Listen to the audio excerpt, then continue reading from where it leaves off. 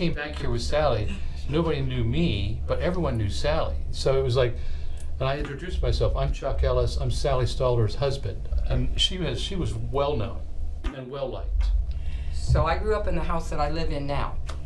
We used to say there was 4 of us girls, and we had 4 parents, my mom, my dad, and my grandma and grandpa. Okay. Ernest and Gertrude Stalder. We just did life together. Mostly my parents were involved at the cheese house. Not in a bad way, but it was work. Like when we came home from church on Sunday, we would sit at the table, and if a customer came to the store, we would run down and wait on them and run back up. Yeah. And my first customers, I do remember this, Grandpa had got a little stool that my sister and I could stand on because we couldn't see over the counter to wait on them.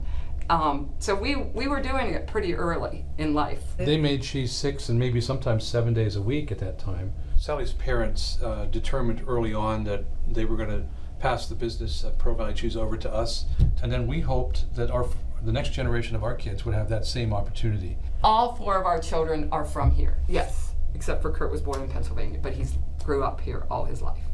And here we are. So for our kids, one of our goals was, as they grew up, we wanted them to have other experiences outside of Pearl, Ohio, or Coshocton County, or however.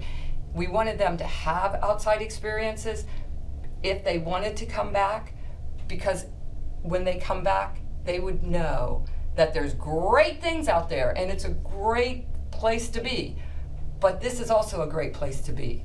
So we really wanted them to be strong from within, like that God is still in control, whether it's really good or really bad. It's not the situation, it's usually what you bring to it. I love that, Sally. But tell me, as parents, what would have been some concerns that you would have had for where the county was at that time? I mean, we knew there was good things about this county, but there was also some limiting factors here. A lot of the kids that they went to school with have left the area. And that's sad, and in some ways, good that they're succeeding in another field someplace else, but they don't see the kind of families and kids that they grew up with.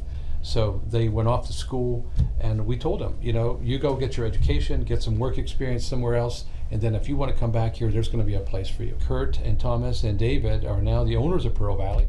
Sally and I are more like in the advisory role at this juncture, so we can do some other things. So I want to try to work as a commissioner to make the opportunities here for families to have their kids and grandkids to stay here, not just for businesses. This is for families and kids and grandkids.